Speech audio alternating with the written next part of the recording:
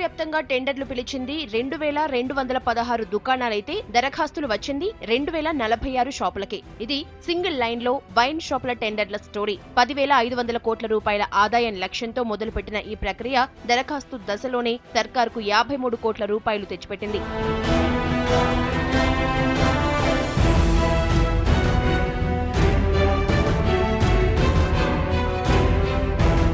2046 దుకాణాలకు మొత్తం 21,236 దరఖాస్తులు రావడంతో లాటరీ ప్రక్రియలో షాపుల కేటాయింపు పూర్తి చేశారు అధికారులు. మిగిలిన 170 దుకాణాలకు అప్లికేషన్లు రాకపోవడంతో మరోసారి టెండర్లు ఆహ్వానిస్తారని తెలుస్తోంది. ఇక హైదరాబాద్ లో 212 షాపులకు దరఖాస్తులు ఆహ్వానించారు. వీటిలో కేవలం 161 దుకాణాలకు 312 దరఖాస్తులు వచ్చాయి. మిగిలిన 51 వైన్ షాపులకు ఎవరూ అప్లై చేసుకోలేదు.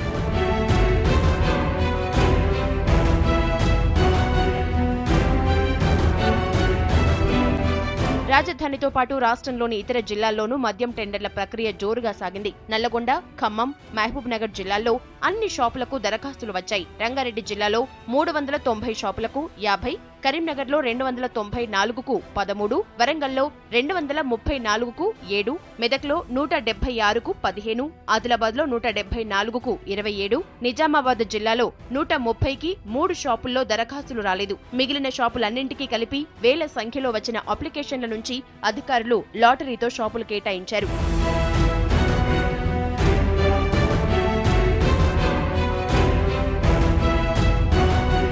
కొన్ని ప్రాంతాల్లో వైన్ షాపుల లైసెన్స్ అమౌంట్ ఎక్కువగా ఉండటంపై వ్యాపారుల్లో అసంతృప్తి కనబడింది. ఇదే కాక మార్జిన్ అమౌంట్ తక్కువగా ఉండటంతో నష్టాలు పెరుగుతున్నాయని వ్యాపారులు అంటున్నారు. టెండర్ల ప్రక్రియను ఏడాదికోసారి కాక 5 ఏళ్లకోసారి నిర్వహిస్తే నష్టాల నుంచి బయటపడతామని చెప్తున్నారు. అనుకున్న తెలంగాణ రాష్ట్రం వచ్చిన తర్వాత కొత్త పాలసీ వస్తుంది, వ్యాపారస్తులకి మంచి బెనిఫిట్ ఉంటుంది ఇందులో అని చెప్పి అనుకున్నాం. కానీ అలా కాకుండా సేమ్ పాలసీ కంటిన్యూ చేశారు. అది టైం లేదు, దాని మూలంగా సేమ్ పాలసీ కంటిన్యూ చేస్తున్నారని చెప్పి గవర్నమెంట్ చెప్పడం మూలంగా దాంట్లో కొన్ని మార్పులైనా చేస్తుందని అనుకుంటే ఓన్లీ లైసెన్స్ ఫీజు ఒకటే, అది హైదరాబాద్, గ్రేటర్ హైదరాబాద్ పరిమితం వరకు 90 లక్షలు చేశారు. దానితోటి అంత అట్రాక్షన్ అనేది కాకుండా మా ట్రేడ్ మార్జిన్ కనుక పెంచుంటే మిగతా షాపులు కూడా పోయేవి.